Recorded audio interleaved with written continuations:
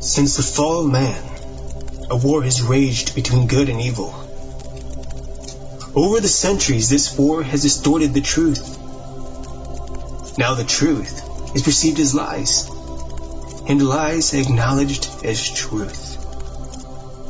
To this day, the battle continues as we investigate and debate the truth behind the history and mystery of the universe. We are Paratruth Radio.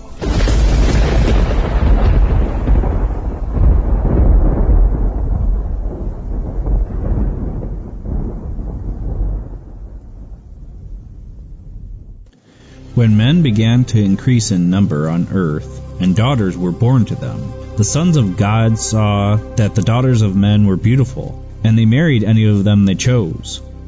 Then the Lord said, My spirit will not contend with man forever. He is mortal. His days will be 120 years. The Nephilim were on the earth in those days, and also afterward. And when the sons of God went to the daughters of men and had children by them, they were the heroes of old, men of renown. Now Paratruth presents Trailing the Nephilim, Part 1, with special guest L.A. Marzulli.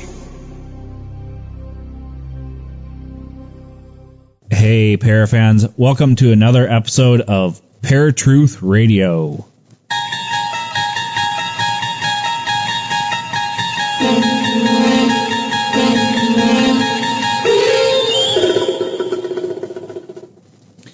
I am once again running solo today.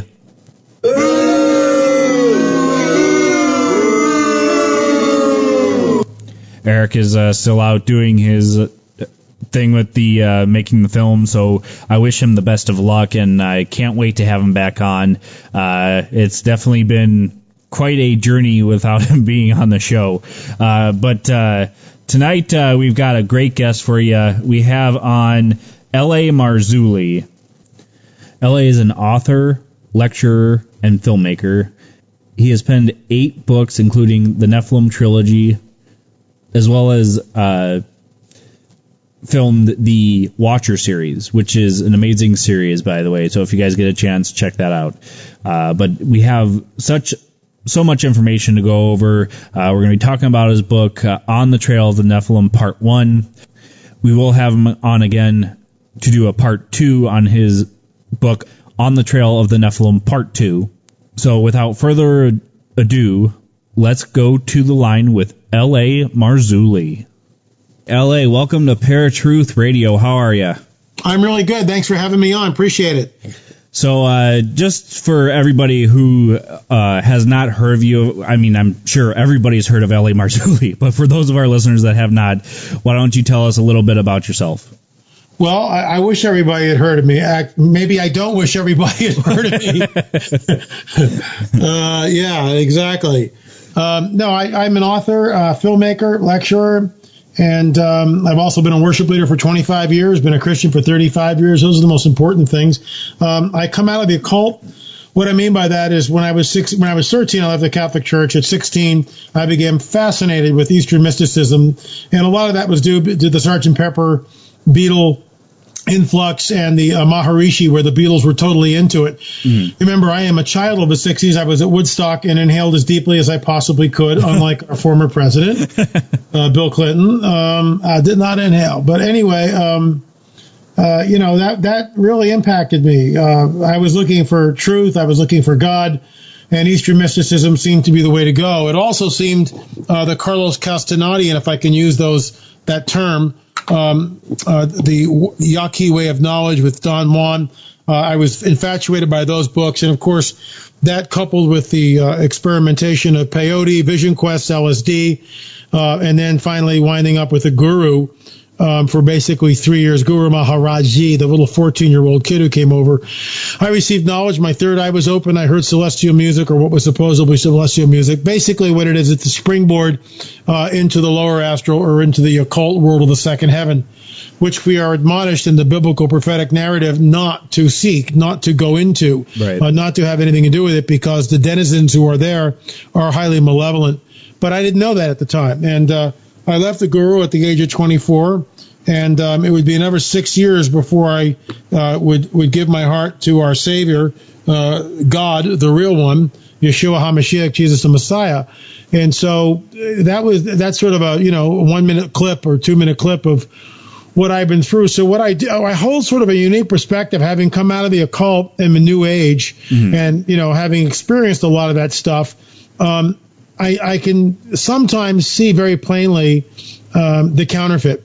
A lot of it has to do, a lot of the so-called miracles today in today's charismatic hyper-Pentecostal movement is nothing more than the Kundalini serpent, which we find in Eastern mysticism, or it can be mixed with familiar spirits. There's some guy, I'm not going to mention his name, who's new guy, young guy, making the rounds now, and he's, basically it's fortune telling. He's calling out personal prophecy for people, and I'm all for personal prophecy, but it's a sideshow. It's a carny sideshow, in my opinion, and I'm deeply suspect of anything like that.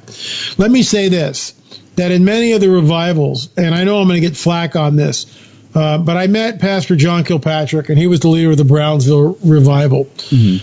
Over 1 million people, according to his wife, which we spent 2 hours alone in a car with, as she was driving us to the airport. Over 1 million people got saved. Okay, or that's fruit.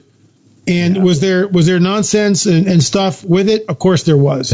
Yeah. And that goes with any revival. And the problem is, no one knows how to deal with this stuff. There's no guidebook to it. Right. What do you do when the Holy Spirit really shows up? For instance, you want to talk about bizarre stuff. Yeah, Peter, go cast your net in and you'll catch 2 fish and there's 2 gold coins out of it in their mouths. Are you kidding me? We'll make the axe head float. We got talking donkeys over here. I mean, seriously, It's wacky, and I get that. And anytime Father God shows up, the counterfeit is always with it. People, how is that possible? Well, very easily. The most holiest moment in all of Scripture, in my opinion, one of the most holiest moments, I should say, is the Last Supper. Here we've got Jesus with his disciples, upper room. He girds himself as a servant and washes their feet. Are you kidding me? Right. And he knows what's coming. He knows what's coming. And it's in the context of a Seder meal. And if that's what the trouble, we've uncoupled ourselves, so we don't even know what a Seder is. We don't understand when we read that passage what's really going on. He's taking the afikomen. He's breaking it and said, this is me. This is who I am. I'm the afikomen. I'm the one that's broken for you. And it has nothing to do with all due respect to Catholics, it has nothing to do with transubstantiation, where it magically becomes the body and blood of, it's just wacky. Yeah. It's crazy stuff. And I don't believe that for a minute. But the Catholic Church needs that. Otherwise, they can't have a priest who performs the magic ceremony in front of everybody. It's, hocus pocus. But it's not in the biblical prophetic narrative anywhere. Transubstantiation was just foisted on a gullible public, hundreds of years ago, or maybe, I'm not sure of the dates, but it's not that long ago. 500, 600 years ago, whatever. The bottom line is, this is one of the things why Luther nailed the 95 Thesis on the Wittenberg door and said, this is nonsense, we can't do this anymore, but I digress. The bottom line is, in the context of that Last Supper, in that Seder meal, guess who comes walking in? Satan himself. Right. Give me a break. It's unbelievable. What do we, come on. Is nothing sacrosanct? Apparently not. Right. And this is what Christians need to understand. Anytime revival breaks out, anytime, guaranteed, you're going to have the counterfeit with it. And this is why you need to have a group of men and women who can discern the difference, and that's not always the case. And when it happened in Brownsville, Pastor John was very young. He was in his 40s, so I'm not, look, I get it. A lot of funky stuff went down. I get it. Okay, I get it. But a lot of good stuff went down, too. So that's where I'm at with it. All right. Well, to get started on your books, On the Trail of the Nephilim, how did you get started on the Trail of the Nephilim? Well, my mentor, Dr. I.D.E. Thomas, wrote a book called The Omega Conspiracy, and I picked this up around 1988, 1989, somewhere in there. And in that book changed my life. And that book talked about the Nephilim and the Genesis 6 incursion and the seed war and, the second incursion, the third incursion and the conquest of Canaan. And he cited many different passages or from other books, which I immediately got, like the Book of Enoch and passages from Josephus. And I did my homework, and I wound up interviewing him, and I received an honorary doctorate from him after, the Nephilim trilogy. So it was like a red letter day for me to get an honorary doctorate from a man who I considered my mentor. Right, I'm sure. His book set me on the path that I'm on.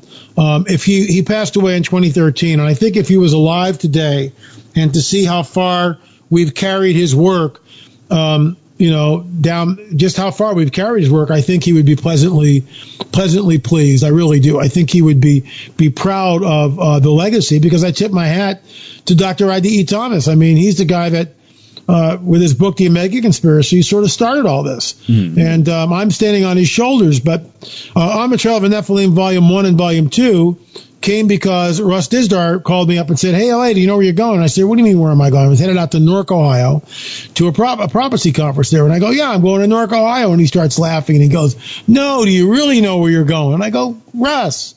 And he goes, "Hey, are you by your computer?" I go, "Yeah." And he goes, "Google fallen angels, the Nephilim Chronicle, fallen angels in the Ohio Valley." I'm going, "What? The Nephilim Chronicles, fallen angels in the Ohio Valley? You have got to be kidding me." That's the work of Fritz Zimmerman. Fritz is a steady contributor to our monthly news magazine. He was also at this year's Nephilim Mountains 3.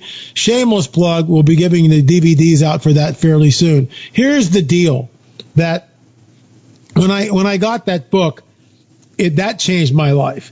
I got a hold of Fritz. We spent time together one-on-one. But here I am in Newark, and I'm with these people, and immediately we go out to the Great Circle Mound. And I'm sitting there going, "You have got to be kidding me." Yeah. Because the Circle Mound is over 1,200 feet in diameter. Some of those walls were 20 feet. And it's connected to what's known as the Octagon Mound. All this, and here I am, I'm thinking that I'm done with the Nephilim. There's nothing more to do. Nothing could be further from the truth. And this set me on the quest, which I am on right now. We just finished, On the Trail 1 and 2. We're working on 3. DNA testing is going on. We're up to our eyeballs and stuff. Yeah, it sounds like it. We've got an ongoing archaeological dig in an undisclosed location on private property with an archaeologist, all on the up and up. We think we're going to find something there. It's definitely a very interesting place. We had a very interesting cosmic download from our archaeologist, Mark Hirschman, who was at Nephilim Mountains 3, who was listening to Gary Stearman and myself talk about the seed war that we read about in Genesis 3. And from that, he realized that the serpent mound may be constructed, and what we're looking at, the iconography that's there, the images that's there, and that long undulating serpent may have something hidden in plain sight. I'm actually working on a paper on that, and I hope to get that out sometime sooner than later. So that's how I sort of got into all this, and here we are. Well, I found it fascinating that it kind of all started in Newark, Ohio, because I'm originally from Cleveland, Ohio. So to see that the Nephilim are in Ohio, as well as within the U.S. and several other nations, it just baffled me, because from reading the Bible, you're just kind of led to assume that they were just there in Israel, not around the world. Well, it's everywhere. I mean, and this is what people don't understand, that when you really start getting into this stuff, there is a worldwide cover-up of an agency, first of all, that has technology, and whatever you want to call it, okay? You can call it whatever you want to, but whatever is going on with this stuff, it is completely beyond anything that we know about. It is using technology which we know nothing about, and I'm not making this stuff up. What can I say? And when you go down to Peru and you actually look at the sites there, like we did, Sacsayhuaman, huge megalithic stones quarried from 40, 50 miles away, yet joined together with absolute precision. How is that possible? Right. How do you lift a 120-ton stone that has got 12 different cuts on it and fit other stones to it? How do you do that? And, well, they had technology that we don't know about. Oh, really? What was that technology, sir? And why don't we see any vestiges of it anywhere? Surely we would find some hidden tool. Nothing is there. Right. What can I say? Right. Well, and I mean, for everybody out there that doesn't know the Nephilim, I mean, if you read the Bible, the Nephilim are a product of fallen angels and human women, and it's becoming more and more common now that we're finding these gigantic skeletons. What's your take on the giant skeletons? Are we finding burial grounds somewhere where maybe it was a mass grave? We are. Let me just tell you this: that there is a concerted cover-up to hide and obfuscate what's really going on this planet from the American people and the people of the world. What I have discovered by being on the trail is the university system basically controls the information that comes out of any archaeological dig. That's how it works. Even if you're a qualified archaeologist, unless you're tied with the university, it's very difficult to go on any site and dig anywhere. Everything is under lock and key. You can't see this. You can't go there. You can't look at this. You can't see anything. And that's what we're up against. Meanwhile, I got word from a friend of mine about a cache of records that was found on Catalina in the attic of the museum. And John, the former curator of the Catalina Museum, John Borgino, discovered this cache of records. Catalina is an island about 27 miles west of Los Angeles, and it's part of the Channel Islands, which run from San Diego up to Santa Barbara. And in 1919, a primitive archaeologist by the name of Ralph Glidden was hired by the High Museum, later to be gobbled up by the Smithsonian Institute, to conduct primitive archaeological digs. And I get it. The guy used a pick and a shovel for the most part. Right. Okay, I get it. Everybody wants to disparage this guy. He's a little more than a grave robber. Yeah, but he's employed by the High. So, go figure, right? Yeah. And this is what everybody's doing anyway. So, mea culpa. But I get this intelligence, for lack of a better word, that this cache of records has been found. So I immediately call the museum director. One thing leads to another. This goes on for 8 months. And finally, when I get wind that they're building a new museum and they're looking for donations, I offer to make a $1,000 donation to the museum. Best $1,000 I ever spent. And they say, yeah, come on over. I charter a private plane because I wanted to be able to go over the interior of the island, get aerial photographs of everything, get the lay of the land. And much to my delight, Terry Johnston, who is also a flight instructor, we went up in a twin-seater with twin controls. It was a Cessna. Oh. And he let me fly the plane over, and then I took off in the plane. I got to take off the plane. So I actually got to fly the plane. I mean, I taxied down the runway and pulled back on the stick, and up we went. And I flew around the island and flew all the way back to Los Angeles. So that was an incredible moment for me, which I'll never forget. Thank you, Terry, if you're listening. The bottom line is, here I am in the archives, and it's not what people think. This cache of records had been picked over, and everything was cataloged. Everything was in manila envelopes, in folders. The pictures were in plastic sleeves. I mean, everything had been poured over, and they're all in these green museum boxes tucked away in a vault. Okay, and there are two tables, folding tables, 8 feet long, back to back, end to end, I should say, with white paper on them. And John's there, and he's going, well, what do you want to see? And I go, let me start with the pictures. So they go into the vault. They take the museum box. I've got pictures of all this, by the way, in On the Trail Volume 2. And they bring it out, set it on the table. And here I am with white gloves because I'm handling photographs and all these original documents, not reproductions, all original documents. My camera set up on my tripod. Let the fun and games begin. Within an hour, I found pay dirt. Within an hour. I went in there with my lens, my biblical lens, looking for six fingers, looking for giants, looking for elongated skulls. I found everything. All that is in the book, On the Trail of Nephilim 2. And it's fascinating. I found one picture which is pay dirt in my opinion. Ralph Glidden standing in a recently open excavated grave, and in front of him is a very large skeleton. I passed that picture untouched, right? I took a photograph of it, passed the picture to 3 researchers who then digitized the photograph and calculated that the skeleton was up over around 9 feet tall. So we did a plus or minus, 3 inches or whatever. It's about 8'9". And I even dumbed it down further to 8'6". That picture went viral. That picture was the picture that I unfortunately sent to Jim Vieira, who at the time, and I didn't know this, had a production deal with a production company to film a TV series, which later became In Search of Lost Giants, which the History Channel picked up. Lo and behold, they fly the Vieira brothers out to Catalina, and they make it look like the Vieiras discovered that picture. Nonsense. L.A. Marzulli discovered that picture, and that's why I bring it up on every show that I possibly can to set the record straight, because the record was really never set straight. On the History Channel show, In Search of a Giant, they made it look like the Vieira brothers discovered the picture.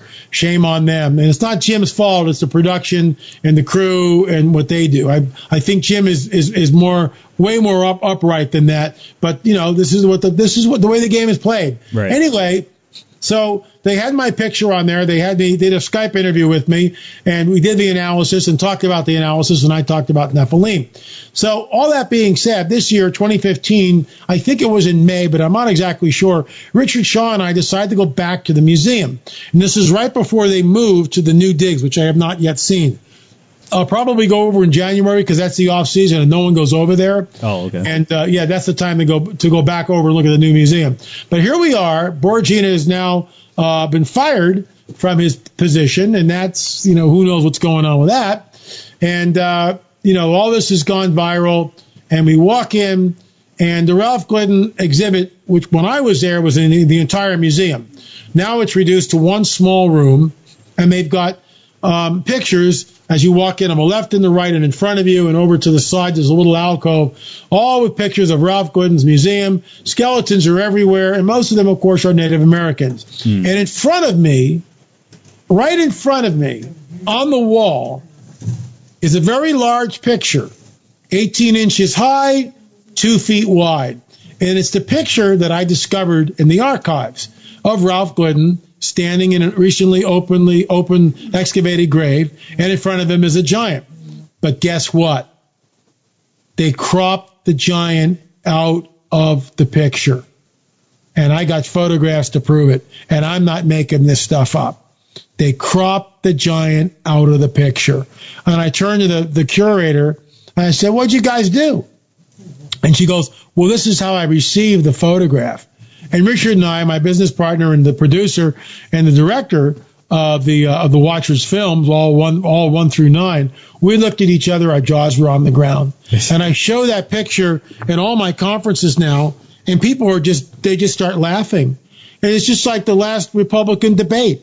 These guys are weasels. Yeah. They're weasels. And they deliberately obfuscate the truth from the American people. Shame on them. Yeah. Yeah, it's kind of amazing that secrets are kept, and for somebody else to get the acknowledgement that something you found is so absurd, but yet it happens every day. So on that note, folks, I think we're going to take our first break here. You are listening to Paratruth Radio with my guest, L.A. Marzulli. We will be right back after Eric's Random Fact of the Day. Now, Eric's Random Fact of the Day. This month, I've decided to relay some fun facts about the month of November. And this particular fact is specifically directed to Justin.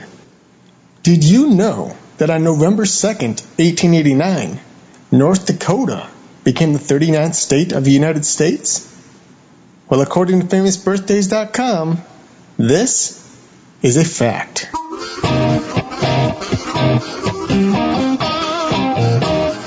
This was Eric's Random Fact of the Day.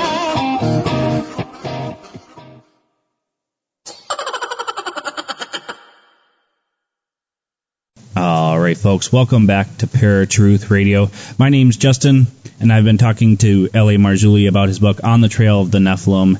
Now, L.A., before we went to break, you had mentioned the elongated skulls that you had found on skeletons.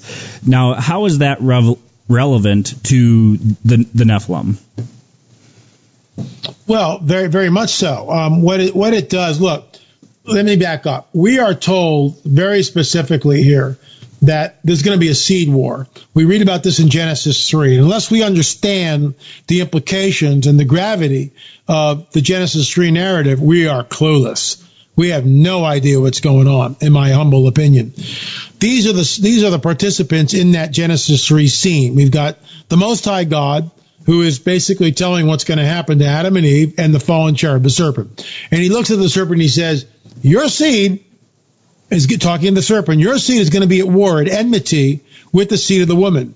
He shall crush your head, you shall bruise his heel. The seed of the woman becomes Messiah. That's the whole he shall crush your head, which happened 2,000 years ago. Mm-hmm. But the seed of the serpent will definitely culminate in the Antichrist and the anti-Messiah. In other words, the Antichrist doesn't go to Antichrist school with 20 candidates and, Bill Clinton I didn't say that, gets voted in. It's not the way it works. I'm being light here, folks. Please don't quote me on that. Just being silly. But the bottom line is he is the offspring, the son of perdition, the offspring of the fallen cherub. This Genesis 3 biblical prophetic narrative sets up everything else in the Bible, tells us exactly what's going on.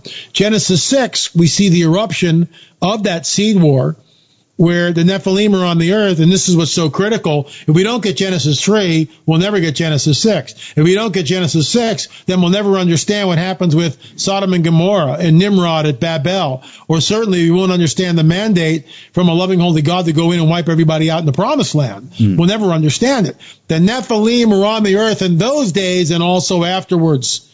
And I realize the body of Christ is split over this. There are some who adamantly refuse to look at the Nephilim and, this is impossible. Why would God allow it? Blah, blah, blah. I wrote this all in my book, The Cosmic Chess Match.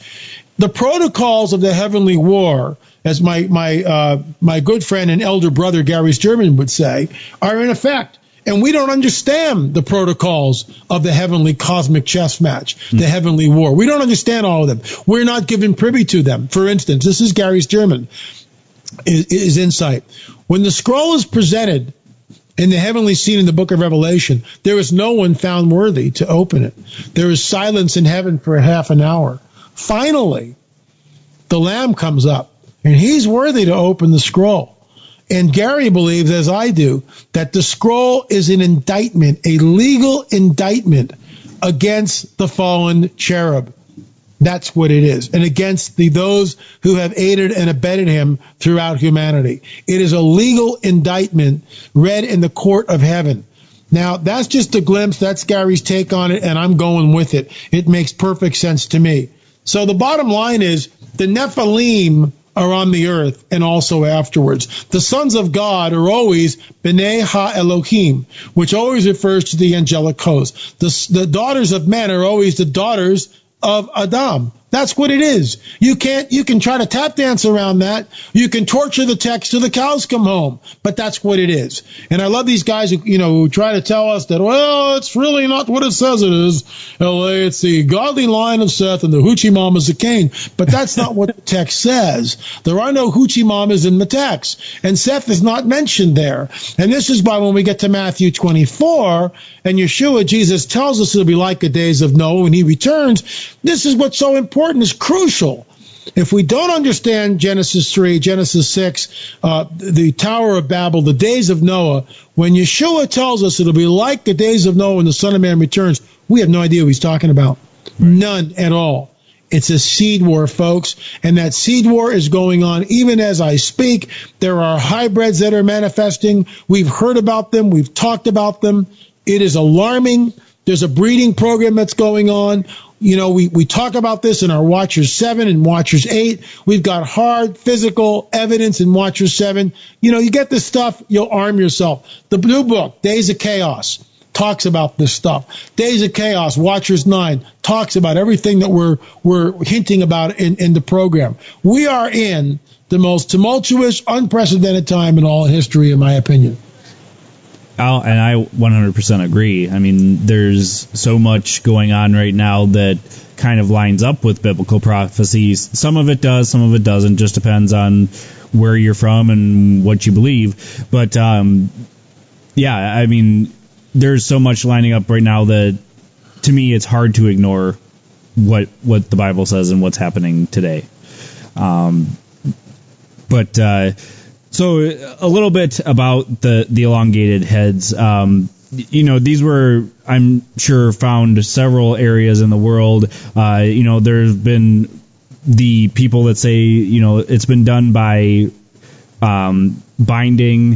What is your research tell you on this? Well, look, some of the skulls have definitely been cradle headboarded, but it begs the question, why get up on a Monday morning and turn to your son and go, we're going to make you a cone head today? Right. Yeah, right. I mean, what's the point of doing that? I mean, it just makes no sense. It is our contention that some of the skulls are cradle headboarded, but others are not. The skulls I saw in Catalina, there's no way. The pictures of it, there's no way that thing's cradle headboarded. The skull that we've had access to in a private collection in Oregon, there's no way you can cradle headboard that, in my opinion. I've shown it to doctors. They all look at it and go, oh, boy. There's no way. There's no way you can take from the brow ridge and bend that forehead back at a 45-degree angle. You'd kill the kid. You'd kill him. And yet that's what we see. Craniosynostosis, which is a fancy word for when the sagittal suture, which goes from the frontal plate. Let me back up. Normal human skull has a frontal plate, two occipital plates, two parietal plates, and an occipital plate in the rear. The two parietal plates are split at the top of the skull by what is called a suture. It's called a suture. It looks like a suture, okay? Like a zipper, which holds the plates together. It goes from the top of the frontal plate to the occipital plate in the rear, and that divides the parietal plates. We saw many skulls in Peru with any sign at all of a sagittal suture.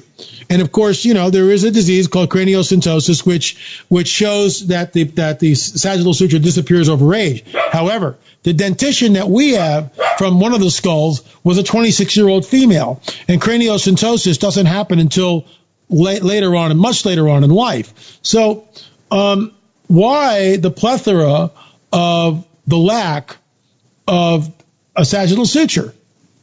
Why are we seeing skull after skull after skull without a sagittal suture? Right. Look, in my opinion, there's an outside agency that's manipulating the genome. That's what's going on here. There's an outside agency that's manipulating the genome. And it is beyond the pale. It is unlike anything I've ever seen.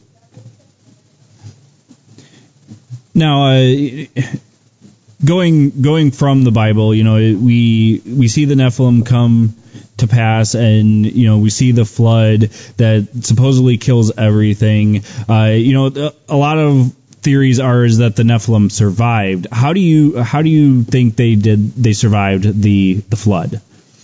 Well, I think it's very simple. I think that this is why the biblical narrative is so.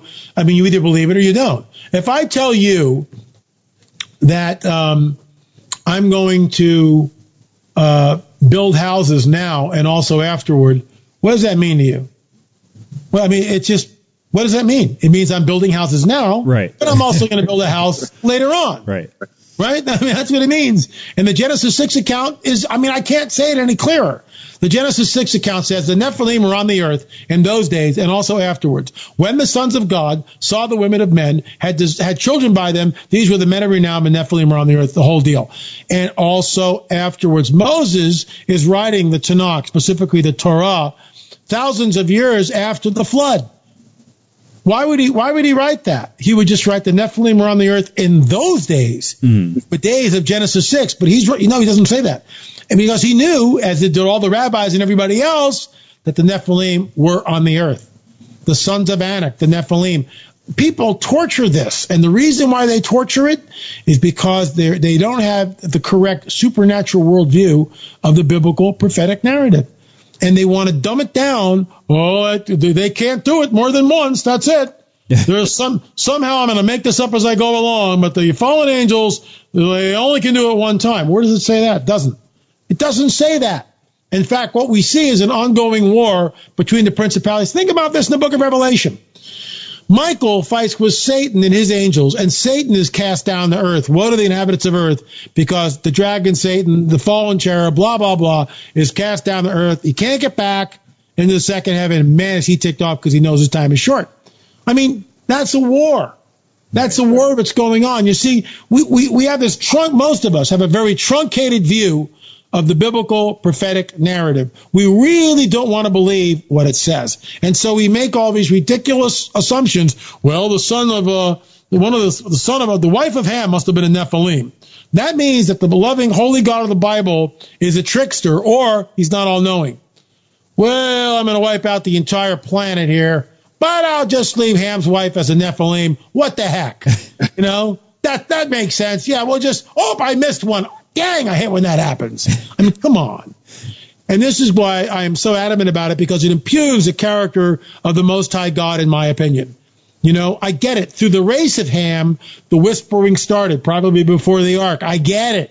But there's a second, third, fourth, fifth, sixth incursion. It's going on now in modernity. The prophecy of Daniel says, in the latter days, they will mingle with the seed of men, but will not cleave to them. The work of Jim Williamson tells us that the word cleave is the same word that we read about in the Genesis 6 narrative when the fallen angels are taking wives to themselves. So this is how it happened. I mean, it's so straight ahead. I don't understand all the fuss. I don't get it for the life of me. I really don't. I'm just, it says Satan will come with all signs and lying wonders. Well, it really doesn't mean what it says, Olay. It's that could be another 100 years from now or 500 years. I love these people who are looking at what's going on, the days of chaos that we see ourselves completely surrounded in, and, it could be another 100 years before the Lord returns. Really? With the Ruskies in the Middle East? Is that not from the far reaches of the north? Is that unprecedented? The fact that the Chi-Coms are in the Mediterranean? Are we seeing the revealing of hybrid beings? Yeah, we are.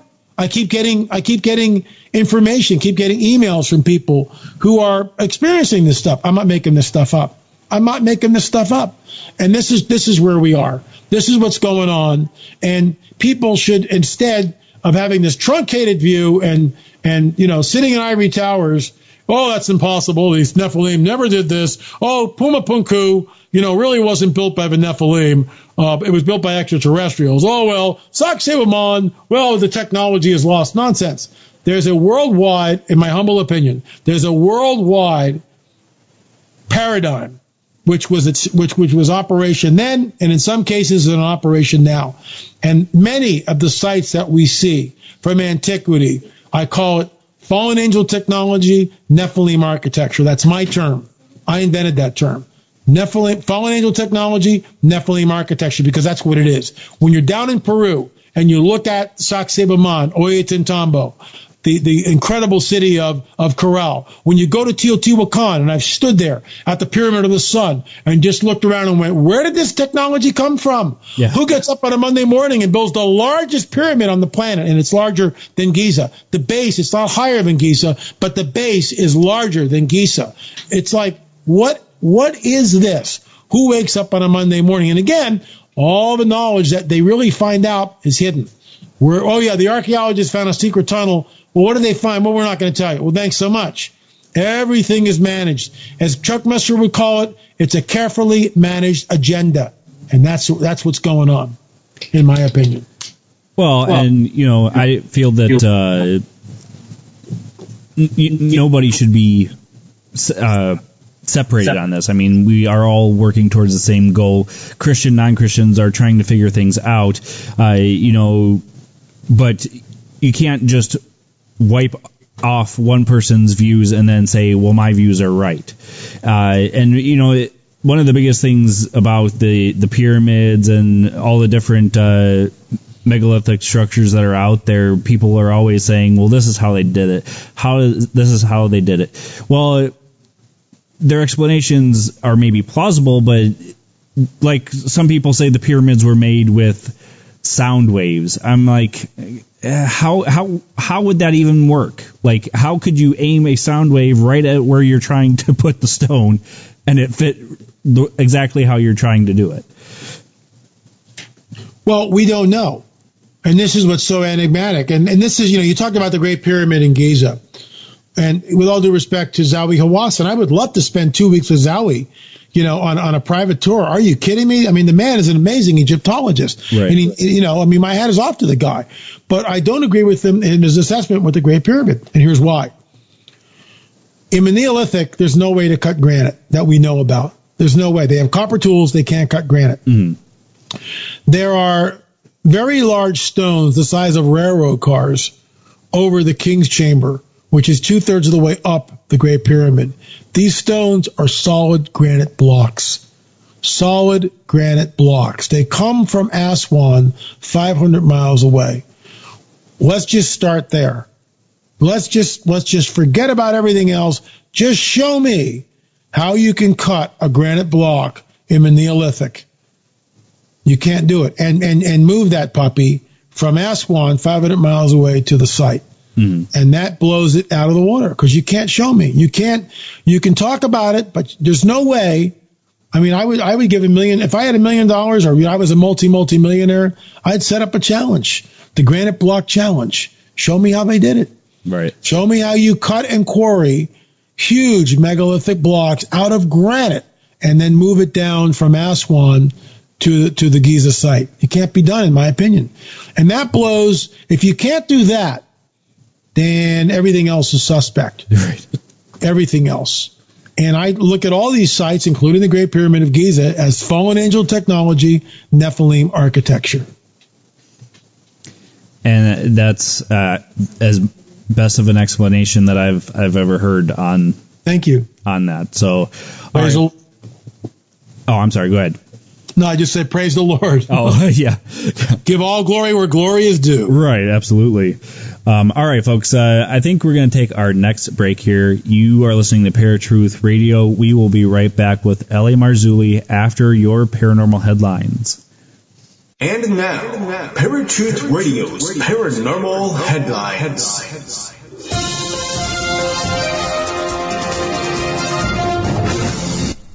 How's it going, Parafans? Justin here with your paranormal headlines.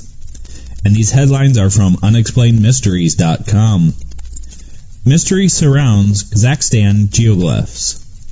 Archaeologists have long struggled to explain the nature and origins of the ancient steppe geoglyphs.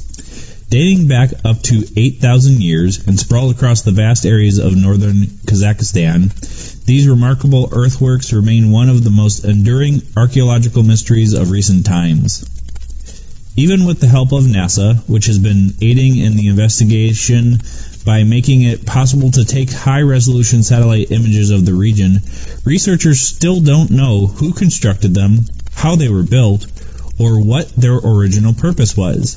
The first of the geoglyphs was identified back in 2007, and since then, a total of 260 have been found scattered across the country. Some of the formations look a bit like crop circles, while others consist of intricate patterns and shapes, some even covering an area of over 810,000 square feet. Thousands of years ago, the region was home to nomadic Stone Age tribes who were unlikely to have built the geoglyphs because they had never stayed in one place long enough to do so. The idea that foragers could amass the numbers of people necessary to undertake large-scale projects like the Kazakhstan geoglyphs has caused archaeologists to deeply rethink the nature and timing of sophisticated large-scale human organization as one that predates settled and civilized societies, said University of Winnipeg archaeologist Persis B. Clarkson. North America, home to millions of coy wolves. A new wolf-coyote hybrid species is starting to take over and could already number in the millions. There's something unusual roaming the wilds of Canada and the United States, a four-legged canine that is similar but in many ways superior to native wolves and coyote populations. A crossbreed between wolves and either coyotes or domestic dogs, the aptly named coy wolf, has come about due to the increasing lack of suitable mates for wolves in the wild. Unlike their parents, however, these hybrid animals are more muscular, have bigger jaws, and are generally larger, meaning that packs of them can take down much larger prey. In recent years, researchers believe that the number of coy wolves in North America has increased substantially, and that there could now be several million of them across the continent. The Northeast has seen the largest growth in population of these animals, and it is no longer unusual to find them wandering into urban areas such as Boston, New York City, and Washington, D.C. What will ultimately become of the native wolf and coyote populations, however, remains to be seen. And this has been Justin with your Paranormal Headlines. This was a segment of Paratruth Radio's Paranormal Headlines.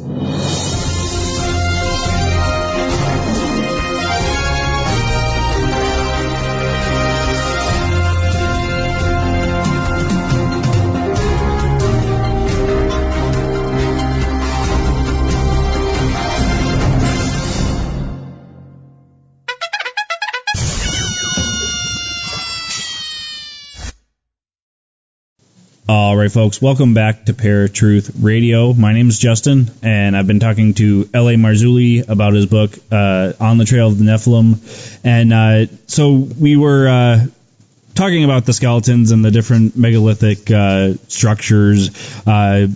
We are getting close to the end of the show here, so I wanted to ask you if you could tell anybody anything about this different evidence that you're finding about the Nephilim. What would you tell them?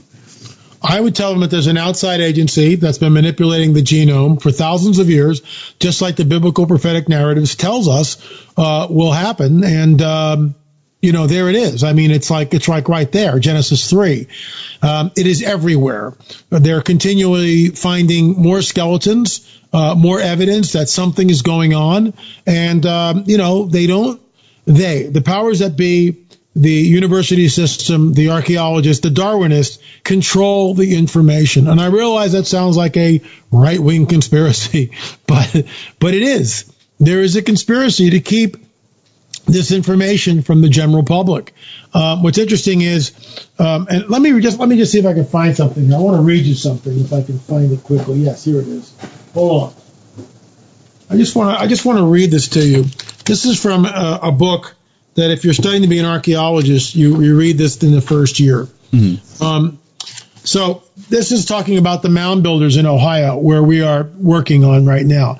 The mound builder controversy continued to smolder through the 19th century, pitting those who believed in an exotic explanation for the earthworks against more sober scholars like Samuel Haven of the American Antiquarian Society, who argued that the artifacts in the mounds often bore a resemblance to those used by living Native American groups. Writers churned out dozens of literary fantasies about the mound builders, writing about white people of great intelligence and skill who had waged wars of conquest over the Midwest thousands of years ago. These racist theories had no foundation in scientific fact, but it was not until the 1890s that Cyrus Thomas of the Bureau of American Ethnology proved beyond all reasonable doubt that the mounds were in fact of Native American manufacture. Guess what? That's just not true.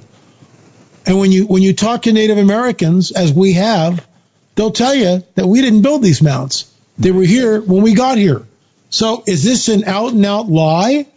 The diffusionists or the isolationists in archaeology will try to tell us that. And let me just read this real quick here. They're talking about the idea of diffusionists versus isolationists. The isolationists believe that people migrated extremely slowly, that people aren't curious, that they stay in one place and don't move around.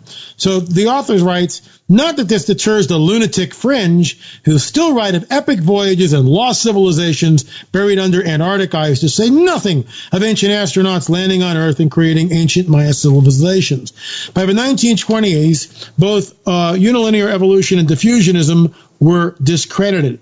Explanations for the past as archaeology became a full-fledged scientific discipline.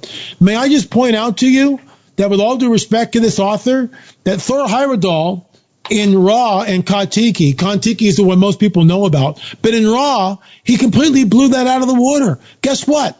You can build a papyrus boat which the Egyptians could have done, put a sail on that baby, sail out of a delta, the Nile Delta, into the Mediterranean, and without doing doodly squat, other than just pointing a sail where the trade winds blow, you will wind up in Barbados, in the Gulf of Mexico. That's where you wind up. And this is precisely what diffusionism is all about. We believe that people want to see what's on the other side of that mountain, and they will do epic sea voyages. And yes, there were lost continents. How do you explain Sacsayhuaman, with all due respect? How do you explain, and this is why it's so dishonest, but this is the party line. I tell you one other thing. I had a conversation with a tenured professor at a major university, and I asked him or her, what do you say to medical professionals from the 1920s who were there when these giant skeletons were exhumed? And they measured them because they knew how to measure. They had anatomy. It's only the 20s. It's not that long ago. And they were claiming that these skeletons were well over 9, 10, 11, 12 feet. And you know what the answer was? That these medical doctors did not know how to measure. I'm not making that up. I'm not making that up. That's all they got. And this is why when we go to the museum in Catalina, to get back to on track here, the picture of Ralph Glidden standing in a recently excavated tomb from 1919 on Catalina Island, showing the evidence shows from 3 different experts who looked at the photograph, analyzed the photograph. There was no collusion till all 3 presented their evidence to me, told us that there's a 9-footer there, and yet we see that the evidence is cropped from the picture. It's deliberate. It's deliberate, Justin. Right. And it will always be deliberate because they're trying to hide the truth. I completely 100% believe that. All right, Ellie, it was an honor having you on. I did want to give you a chance to tell everybody where they can find you, find the books, all that great stuff. Go to lamarzulli.net, lamarzulli.net, www.lamarzulli, M-A-R-Z as in zebra, U-L-L-I, lamarzulli.net, and there's all sorts of neat stuff there. The holidays are coming up. You know, you want to wake up people? Buy the Watchers 8-box set. All 8 Watchers. Buy Watchers 9, The Days of Chaos. Check out On the Trail of the Nephilim, Volume 1 and 2. Tons of products there. Look at the photographs and avail yourself of what I believe is cutting information. All right. Thank you so much. I'm glad that we were able to have you on, and I am looking forward to having you on for part 2 of On the Trail of the Nephilim. But until then, have yourself a good day, and I will talk to you soon. Thanks so much, Justin. Bye-bye.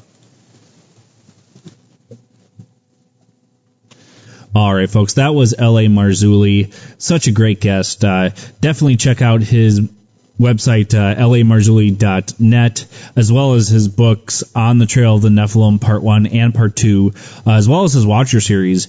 We are going to have him on, like I said earlier, again, to talk about On the Trail of the Nephilim, Part 2. So much more information to get out there. Truthfully, I never knew much about the Nephilim until starting to do some research myself to do the show today. So definitely going to be an excellent show to follow up on that. But next week we have Mary Sutherland, author of Haunted Burlington, Wisconsin. So that's going to be a great show for you guys. Stay tuned for that, as well as the follow-up with L.A. Marzulli. We've got a bunch of great things coming for you guys, some big things coming for you, so stay tuned every week. On that note, that is all I've got for you this week. My name's Justin. We will see you guys same time, same channel next week, guys. Later. If you enjoyed this episode of Paratruth Radio, and you would like to listen to it again, or are interested in listening to any of our past episodes, then you can listen to them on HD at our website, paratruthradio.com. And you can also find us at Stitcher, Blueberry, TuneIn, iTunes, Spreaker, and YouTube. And of course, like us on Facebook and follow us on Twitter for brand new updates of our show every day.